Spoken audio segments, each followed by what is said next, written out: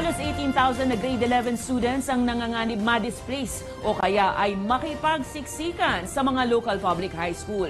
Oras na maipatupad na ng CHED ang pagbawi ng suporta ng local universities at colleges sa senior high program. Kaya naman ang DepEd target ng i-extend ang voucher program hanggang sa susunod na school year.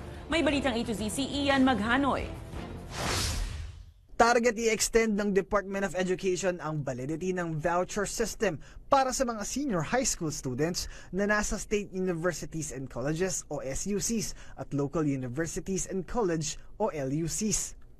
Ito ang tugon ng DepEd ngayong kinalendaryo na ng Commission on Higher Education o CHED na hanggang school year 2024 to 2025 na lang mabibigyan ng voucher program ang mga grade 11 students na kasalukuyang naka-enroll sa pampublikong universidad.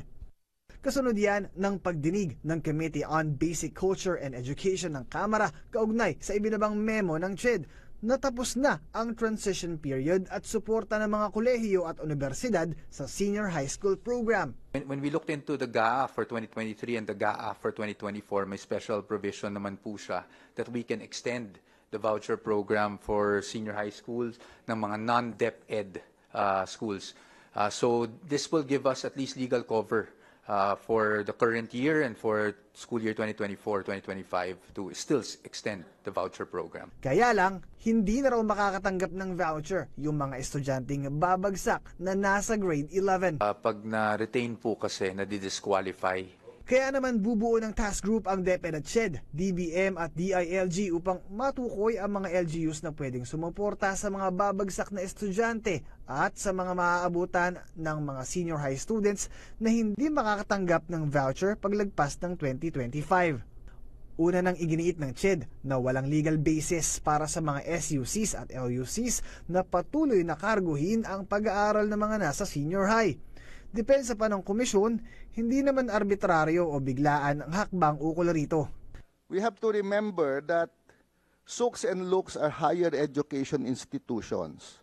Their mandate is to provide post-secondary education. Dagdag ng CHED, marami ng SUC at LUCs ang hindi na tumatanggap ng mga senior high school programs noong pang 2019.